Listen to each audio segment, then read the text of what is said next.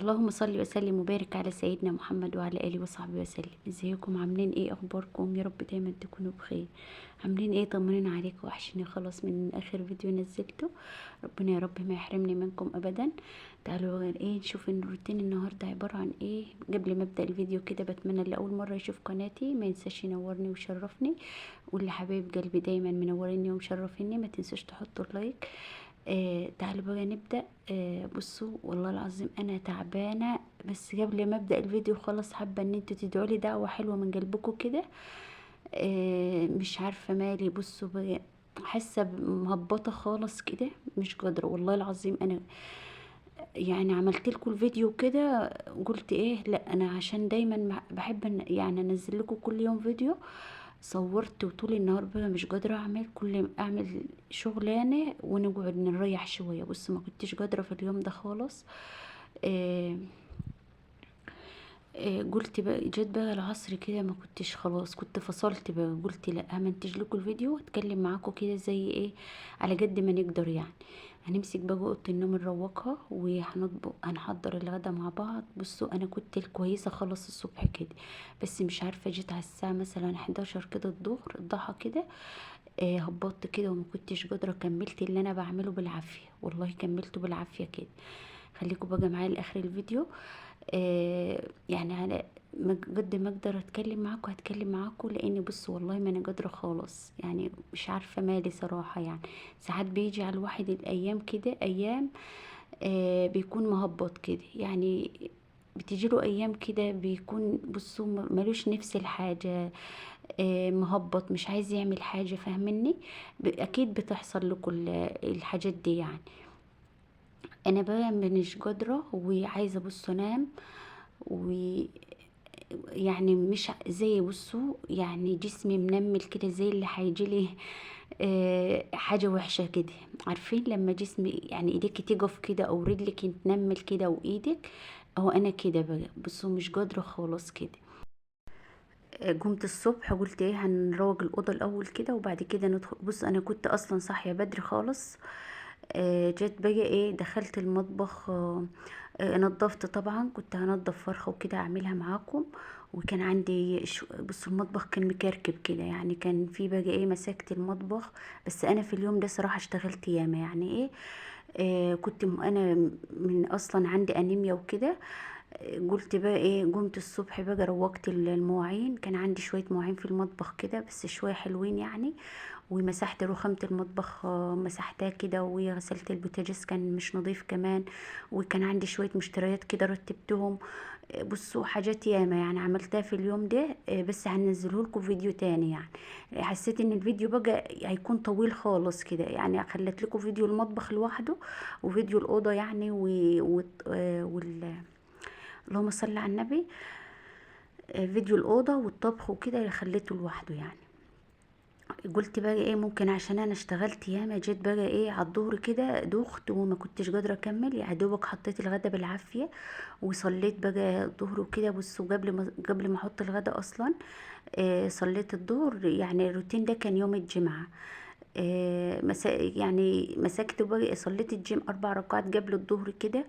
صليتهم بصوا بالعافية. وبعد كده صليت الظهر وصليت بقى الركعتين اللي انا والله بقيت حاسة ان الدنيا بتلف بيا كده وانا بصلي الظهر. صليت بقى ركعتين كده بعد الظهر. وانا قاعدة ما قدرتش ان انا نكمل. يعني انا بحب دايما اصلي يعني في صلاة الجمعة وكده، يعني في الجمعة يوم الجمعة بصلي على قد ما نقدر. بصوا على قد ما خلاص بقى نكون هبطت خالص. بس ما قدرتش بقى نصلي، صليت الركعتين بعد الظهر صليتهم وانا قاعدة. وطلعت بقى عملت اتغديت وشربت كوباية شاي كده وطلعت نمت شوية.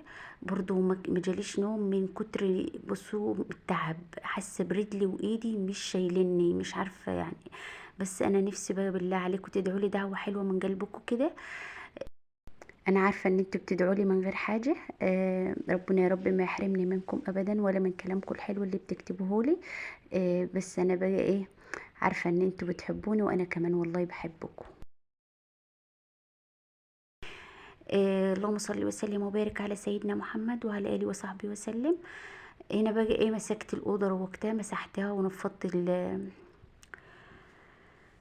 نفضت الشباك كمان، كان عليه شوية عفرة كده ومسحته كمان بالفوطة. يعني بصوا انا كنت بقفل الكاميرا وبعمل شوية حاجات كمان، مسكت الدولاب مسحته ونفضته. الشباك جبت فوطة مبللة كده ومسحته كمان، وبعد كده قفلته. لان انا بفتحه الصبح بدري، يعني بفتحه شوية كده الصبح بدري. لا يا ربي، بفتحه المغرب يعني. الشباك لأوضة النوم بفتحه المغرب، لان احنا بنقفله طول الليل، بيبقى التكييف شغال وكده بقفله يعني. لكن بقية الأوض عادي ممكن اسيبها، يعني ايه، عندي أوضة شاهندة بسيبها مفتوح يعني للصبح. بعد الفجر كده بقفله يعني. قفلته بقى عشان برضو الإضاءة ما تبقى مش بتبقى حلوة وكده لما بنبقى فاتحة الشباك. هنا بقى مسكت السرير. بصوا اللي هيقول لي انت حاطة الحاف على السرير، بصراحة انا بتغطى بيه والله. الظهر لو نمت شوية الظهر بتغطى بيه، بالليل بتغطى بيه برضو. لان بصوا التكييف بيبقى مخلي الأوضة تلج كده. عندنا الأوضة صغيرة بيبقى التكييف متلجها كده. بتغطى بقى. ويا سلام لما تكوني بقى ايه، مرطبة كده وصجعانة وتضغطي النوم بقى بيجي في ثانية كده. انا بحب بقى ايه، اتغطى اللهم صل على النبي، باللحاف وكده، عشان كمان الرطوبة والتكييف وكده. تعالوا بقى خلصنا الأوضة وراحت زي الفل. ندخل بقى على المطبخ. هنا بقى كنت نضفت كمان فرخة. يعني ده بقى كان أول ما بدأ النهار يطلع كده. نضفت، طلعت حطيت للطيور. وبعد كده دبحت الفرخة ونضفتها. وكنت عامله بقى شويه شغل جوه كمان، زي ما قلت لكم ان انا مسكت المطبخ روقته وعدل، رتبت الحاجات اللي انا كنت. كان عندي شويه مشتريات كده، مسكت الضلفه اللي انا بحطهم فيها، مسحتها وحطيتهم وكده.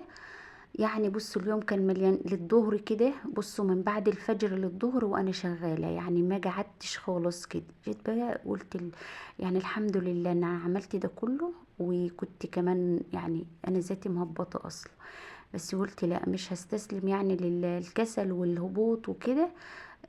قلت لو فضلت على السرير هنفضل على السرير يعني. قمت غصب عني والله عملته كده. وكان الولاد بقالهم يومين بياكلوا سندوتشات وحاجات من دي. قلت لا، ده انا هعمل لهم بقى شوربة خضار وهروج عليهم كده وشوية طبيخ كمان. يعني منها ان انا اعمل اكل النهارده وبكره، يعني اللي لو اتبقى مثلا من الفرخة وكده التاني يوم مع شوية طبيخ كفتة. آه يقضيني تاني يوم وخلاص يعني. هنا بقى ولحت على الحلة وكنت حاطة الفرخة في ليمون وملح. وهنعمل شوربة خضار، هنقطع الخضار جزر وكوسة. وكان عندي برضو مفرزة بسلة كده على فاصوليا خضراء هنطلع منها. وكنت بعمل ايه هنا كده، كنت بعمل الصلصة عشان هنعمل شوية كفتة. كان عندي كفتة كده هنمسكها نصبحها ونجليها معاكم ونطبخها يعني غدا بكرة. الكفتة دي انا عاملاها لبكرة، بس منها لو الولاد كلوا النهاردة عادي يعني ايه، هيقضيني بكرة. ولو اتبقى كمان من الفرخة، لان الفرخة كبيرة واللي عندي الولاد اكلتهم مش يعني مش قوي يعني. قلت بقى ده على ده يقضيني بكرة. لو متبقاش كمان فراخ ممكن اعمل بيض يعني مع بقية الكفتة وكده ورز وكده يعني. لان ساعات يعني بياكلوا الولاد بياكلوا الظهر وكده ويجوا ايه بالليل، ممكن عبد الله ابني وماما سخني لي رز يبقى عايز ياكل رز تاني. لا اله الا الله، لا حول ولا قوة الا بالله. اللهم صل وسلم وبارك على سيدنا محمد وعلى اله وصحبه وسلم.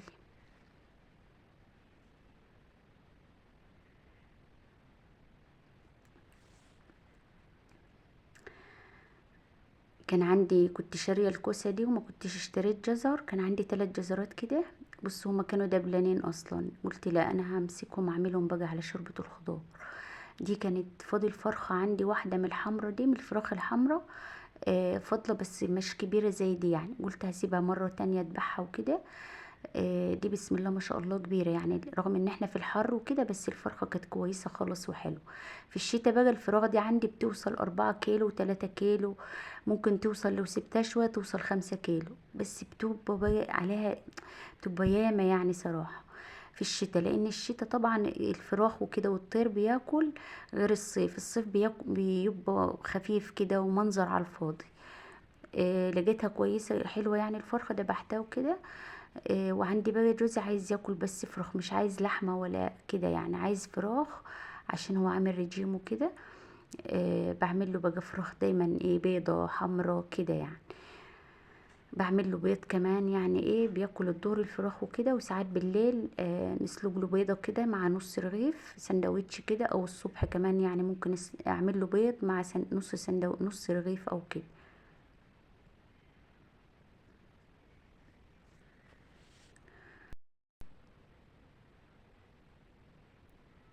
حاسه ان الفيديو بتاع امبارح وكده ما كانش عاجبكم، لان بصوا لايكات ضايعه خالص عليه، ما عليهوش لايكات اصلا. يعني كان 30 40 مشاهدة، ما كانش عليهم زي 6 لايكات. انا والله اتصدمت، قلت يعني الفيديو للدرجة دي مش عاجبكم؟ زعلت بجد يعني.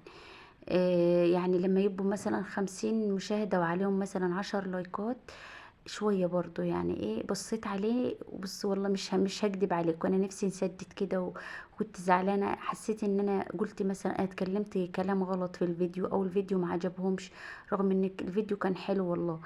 إيه، لقيت بقى ايه ما عليهوش لايكات خالص كده. يلا بقى ايه اللي ما صلىش على النبي كده يصلي على النبي. حابه اذكركم واذكر نفسي كمان بالصلاه على النبي كده. اللهم صل وسلم وبارك على سيدنا محمد وعلى اله وصحبه وسلم. هنا بقى الفراخ دي لما تسلقيها كده بتبقى طعمها حلو خالص في الشوربه. مش زي البيضه يعني، وكمان ايه بتبقى فيها غذاء عن البيضه يعني. بص انا عملتها معاكم ياما، بس خلاص بقى ما تبقاش عايزه بقى، لسه موصيه. اللي بيجيب لي فراخ وكده هيجيب لي كمان، هيجيب لي يعني فراخ حمرا وكده، وهيجيب لي فراخ بيضة تاني. وكنت جايله له برضو على بط من اللي هو السكوفي ده. عايزه كمان اجيب يعني 10 بطات او 5 بطات كده، لان كان طالع لي شويه بط بلدي.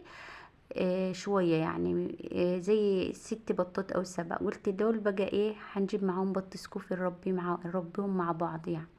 عشان ايه؟ بحب دايما يكون عندي الطير والفراخ والبط وكده، دي اكتر حاجة بحبها تكون عندي يعني. آه بيبقى خير يعني، وحاجة حلوة في البيت وكده. هنا بقى ايه عملت معاكم شوربة الخضار، قطعت 2 3 كده ووديتها لشاهين ده. قلت لها قومي بقى ايه خرطي لي شوربة الخضار دي، لان انا بص مش فاضية يعني. قالت بقى هي اتسلت كده وخرطتها. وانا كان عندي كفتة في الفريزر طلعتها كده. قلت هصبحها واعملها بقى ايه نجليها يعني، نجليها معاكم كده. او اللي سالتني واحده يعني كانت كاتبه لي كومنت وكده، عجبتها الجرس الطريه. انا بصي عندي فيديو فيه بالمقدار يعني. بصي كنت مصوراه من زمان وكده، هقول لك عليه. ولو عايزه ان انا اقول لك في الفيديو مثلا، انا بصي والله ما بعمل الجرس دي بالمقادير خالص، انا بعملها كده بالبركه كده، بتطلع معايا حلوه يعني. يعني بعمل كمية كده واحطها في الفريزر. وعادي ممكن برضو اعمل لك، هكتب لك المقادير في صندوق الوصف، ممكن تجريها كمان. او لو حابة مثلا تشوف الفيديو اللي انت عايزاه يعني. انا بص بحط مثلا عندي لبن رايب بمسكه ندفيه كده. ويكون عندي السمنة بقى، عندي الدقيق. بص بنحط بقى اللبن وكده على الدقيق لحد ما ياخد الكمية اللي هو عايزها، اللي تكون العجينة تحت ايدك حلوة كده. وبحط لها السمنة، يعني السمنة تبتدي بقى ايه تعجني بيها. تعجني بالسمنة وكده. ولما العجينة تلم ما تكونش بتلزق في ايدك، وتكون ايدك ايه مدهنة كده شوية، تعرفي ان العجينة بتاعتك مظبوطة. انا عشان متعودة بقى ان انا احط الإدام الدهون يعني وكده، الإدام عليه اللي هو السمنة يعني وكده. ايدي واخدة بقى عليه، عشان كده ما بعملش بالمقدار. هكتب لك مقدار الكيلو الواحد، كنت عاملاه قبل كده على القناة يعني. وممكن برضه احط لك الفيديو. تمام. معرفتش ارد عليكي في الكومنت، وقلت لك هرد عليكي في الفيديو، عشان مش هنعرف نشرح لك يعني ايه في الكومنت وكده. هنزل لك ان شاء الله باذن الله، هكتبه لك في اول تعليق، او مثلا في صندوق الوصف. وهنحط لك الفيديو برضو اللي ايه اللي فيه الجرس الطريه بالمقدار وكده. تمام. وحبيبه قلبي ام منال كانت عايزه ان هي ايه، قالت لي ما صورتش العشاء اللي انت عملتيه للعروسه ليه. بس والله انا ما صورتش حاجه خالص اصلا. زي ما قلت لك ان انا ما بحبش اصلا لما اطلع بره وكده اصور. وبعدين يعني ايه لو حد صورني مش هيعرف يصورني، مثلا ما بكونش معايا الستاند فاهمني. عشان كده ما عرفتش بقى اصور. هي بنعمل صينيه مكرونه بشاميل، وصينيه رجاج، بنعمل حمام محشي كمان.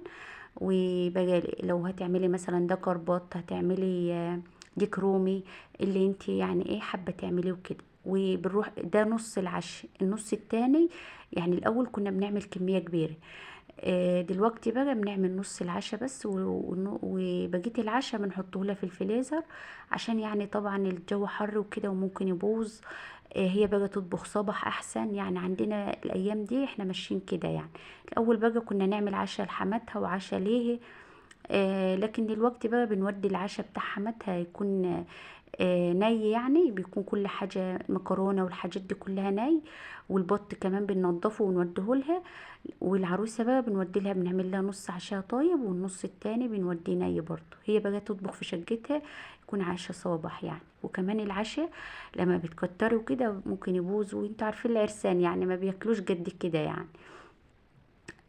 بس خلاص عملنا كده. بس انا بقى لو جه في بالي ممكن كنت صورت لكم بقى العشاء وايه، وهو يعني معمول وكده. يلا مرة تانية هنبقى نوريكي بقى العشاء، عشاء العروسة يعني وكده. تمام.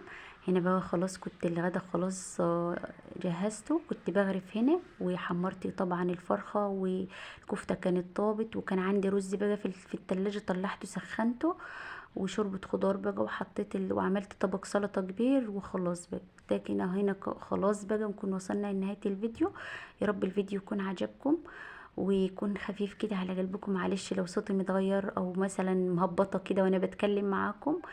يلا بتمنى لو اول مرة تشوفوا قناتي ما تنسوش تشتركوا وتنوروني وتشرفوني، ولو دايما حبايب قلبي منوريني ومشرفيني ما تنسوش تحطوا اللايك. عايزه اقول لكم ان انتوا وجودكم شرف ليا في القناة وعلى راسي من فوق. وكمان ربنا يا رب ما يحرمني منكم ويحقق لكم كل اللي بتحلموا فيه، كل اللي نفسه في طفل ربنا يبعته له، كل اللي نفسه في أمنية ربنا يحققها له، واللي بيسعى في حاجة ربنا يوفقه، وربنا يوفق الجميع ويكرم كل واحد كده على قد نيته وعلى قد تعبه. وكمان ليا طلب عندكم، بتمنى كده تدعوا لي دعوة حلوة من قلبكم كده. ربنا يا رب ما يحرمني منكم أبدا. بس خلاص بقى هنا كده خلاص وصلنا لنهاية الفيديو، وده كان غدانا اليوم. يا رب يكون عجبكم. أشوفكم فيديو جديد في رعاية الله. مع السلامة.